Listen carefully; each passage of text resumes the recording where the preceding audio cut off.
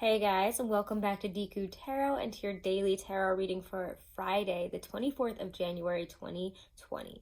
So, today is actually the new moon in Aquarius, so happy new moon, guys. Check out the new moon video. I pulled cards for every one of the signs for this lunar new year and for this new moon.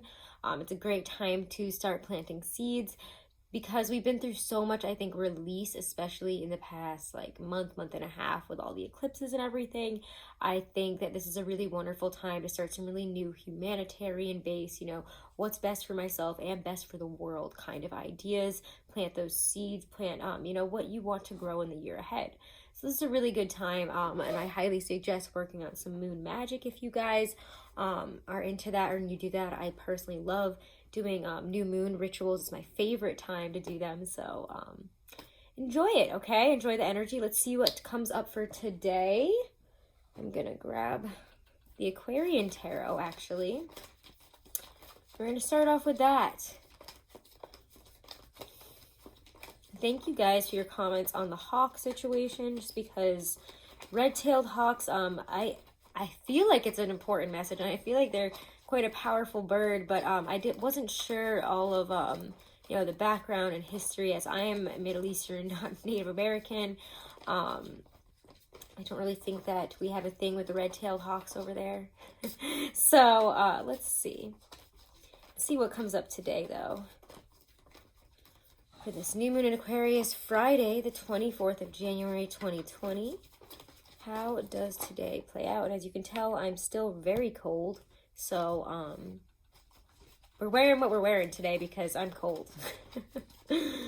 And it's unexpected in Florida. Wow, 2 major arcana out already here, which is just like incredible. It's really something.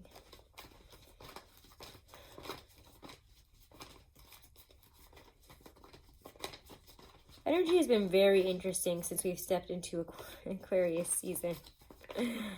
Oh, wow. What the heck is happening today?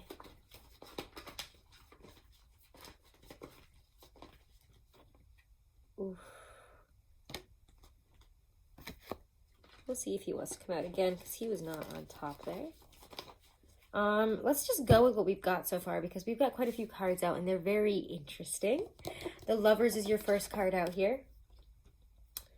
We have 1, 2, 3 major arcana, 2 aces, I just want to let you know, a king, and a 6. The Lovers comes up here. I think if this is resonating as a love reading today, I don't know, there's a certain really nice energetic flow, things coming into alignment, coming into balance.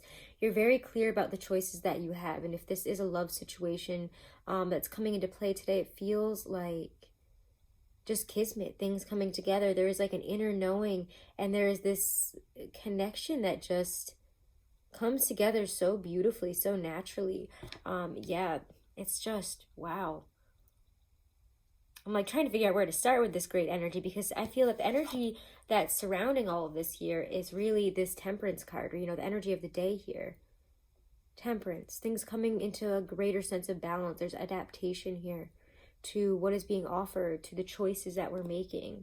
And I think we can really make these choices with our heart and our soul, which is interesting. I just did Pisces and Aries readings, and those should be out actually alongside this for February. And there's a lot of choosing with our intuition that we need to get used to here as we move towards February, and especially now that Venus is in in Pisces. Venus is in Pisces currently. I even did a little mini post of it over on my Instagram, just as like a fun mood thing. But there's conflict a little bit between these attractions, between responsibility versus, I don't know, it's like there might have been something that held you back from going fully in on a love situation, from choosing to really come together with somebody, from choosing to come into alignment here, to maturely adapting to the situation at hand and where it has now grown to. It's like this has now grown to this point, and something has to shift. And you have this deep sense, and even if this choice, this coming into all this isn't exactly today, this new moon is having you really realize that you have to choose with this part of yourself that just knows. This unrevealed influences that are at work, these psychic forces, this, again, penetrating intuition here. You have to trust in this mystery, and that you're going to have to make the choice with that part of yourself that just knows. And that's really what your life is asking you to adapt to. Because, especially if you're dealing with any Pisces or even a Sagittarius, I feel for some of you, the situation might have something to do with something that happened in Sagittarius season. I don't know what happened then. But we get Temperance and the Knight of Rods together, and that's a lot of Sag energy to ignore. And I know the moon isn't in Sag or anything right now, so let's check that out.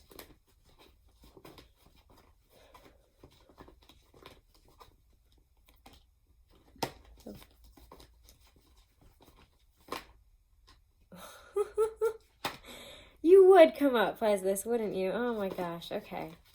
It's going to be one of those days, but I mean, what could you expect in the Lunar New Year, as, you know, we enter the year of also the, I think it's the metal rat in Chinese astrology. Let's see.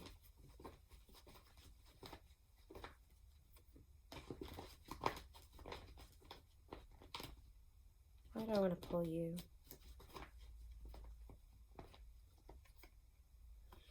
Yeah, there's been a lot of, this has been a choice, or whatever you're trying to come to grips with in a choice in terms of a love situation. It feels, for those of you who are resonating with this, it has been maybe a bit of a lonely battle here. Things don't seem to be going at you. It's like you just can't communicate, or you're on the outs. Communication seems to be difficult. And yet there's also this knowing here. And then you get Temperance again.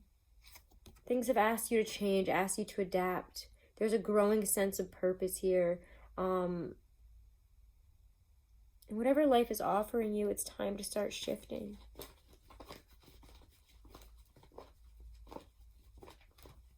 We haven't even talked about the other cards that are out. So, you know, before we pull any more clarifiers, let's talk about them.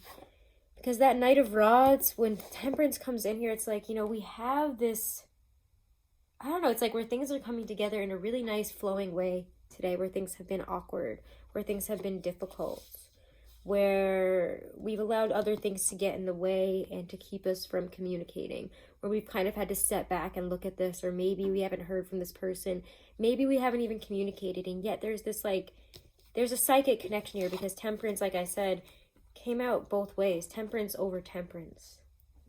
And when that comes up, there's once you start internally recognizing where you need to adapt, where you need to change, especially in your heart space, if this is a romantic situation, and it feels like it is, and I'll show you why in a second, but in our feelings and our emotions, we have to listen to our intuition, and we have to just let it guide us.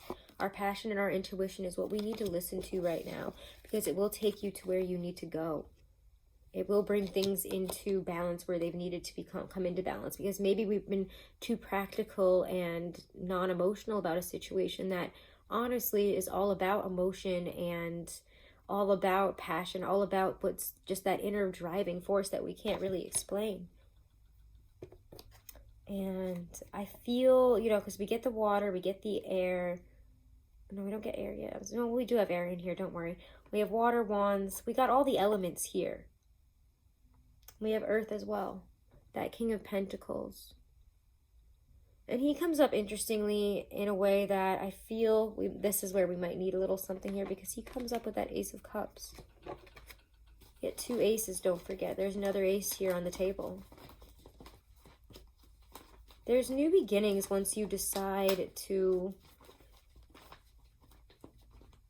get out of hermit mode and start making decisions based on your intuition, based on your feelings, and communicating. I think it's about translating your what we're feeling into reality, finding a way to communicate it, finding a way to bring all of this into balance in a way that makes sense, in a way that is going to work going into the future, because it hasn't worked before, has it? keeping quiet, keeping inward about it, being the hermit. I mean, maybe you needed to step back and really evaluate this choice, this romantic feeling, this decision. But we've allowed so many petty, small things to get in the way, reasons to not do this, reasons to do that, and yet. Knight of Coins comes out. That's practical, that's long-term. This is reliable. Once you start translating these intuitive feelings, these emotions, these things into words, into reality, into, you know, into whatever it is that you're adapting here. It's like you're changing, you're adapting, you're growing. And yeah. And here's that other sense of the mystical, the, you know, the unknown. But it's also, you know, Gandalf here. It's also, he brings up spirit guides. As we see an owl and we see shadow facts. He also has his eyes closed, so he's listening, it feels like, to his higher self. He's intuiting the situations. He is wise. So trust your own wisdom on this. Trust that there is a longer... It feels like this situation is more of a long-term situation, but you now know where you stand on it. And with two knights, I do feel that there might be messages. You might be communicating, again, these feelings, what you're going through. With two aces, Ace of Cups, Ace of Swords, this just feels like a beautiful new beginning. And as you hear, the dogs are going off. So I might have to pause this for a second while they lose it for a second. But two aces is nothing to really sniff at here. It's the essence of love, the essence of mind and love. Once you've made your decision, once you've overcome something here. And it feels like what you've overcome is all this stuff. You have reconciliation, you have soulmate energy. And sometimes Six of Cups is not the most positive card and it talks about being too much in the past. But I feel that we have some soulmate potential here. We have a real, true, deep love connection. And we're going to have to follow a part of us that maybe doesn't make as much sense. A part of us that is more of a driving force. A part of us that isn't practical. And yet by not being practical and by not listening to, you know, looking at the rules of this, it's like the rules of, I don't know, the rules of engagement here. It opens you to more happiness, more love, and a real true connection that lasts, that is reliable. That could be marriage, Hierophant. That is deeper. There's a really deep connection with whoever is resonating with between these two people, between whoever these people are, because the High Priestess and the Hierophant feel like the two halves of this. And there's an intuitive connection that is just something else here. So let's, oh my gosh, I'm getting a weird feeling too. So let's just pull some romance angels real quick. If you guys haven't, do make sure to subscribe. Do make sure to share if you enjoyed it. Check out your monthlies. Check out the yearlies. Definitely check out the yearlies, because the astrology is for the whole year ahead. It's specifically for each sign, and it's big news this year, so check it out. Wow. Let's get one more here for the love for today.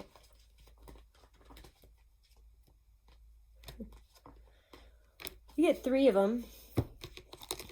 Interesting. Getting to know each other. As you reveal your innermost selves to each other, your bond deepens. And again, I feel that there has to be revelations. You have to be able to talk to give this situation a chance. If you don't communicate, no matter what the situation is, then you're not giving the situation. You're not even giving your feelings and whatever's between you here a chance. And it's like a psychic connection that needs to come into reality, that is kind of like birthing forth or bursting forth from the water here. Soulmate. Yes, this is your soulmate. And let's pull one more from the Halloween Oracle.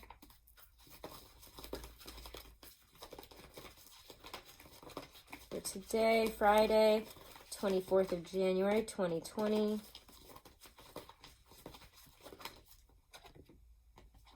Let's get one. Can I get one? Okay, here we go. One's popping. No, okay. Jesus. Couldn't grab it, and there we go. Oh my God. And this is exactly what you needed to hear. And this is what I've been saying throughout this whole reading. Intuition. Rely on your intuition. I don't even know if I want to read from the book here. Your intuition is what you need to listen to. Your intuition is what will guide you. So as this new moon is here, dip into that intuition, scry, do whatever it takes. You know, sit and meditate and ask for answers. Put a stone under your pillow that can help you find some answers. Look it up.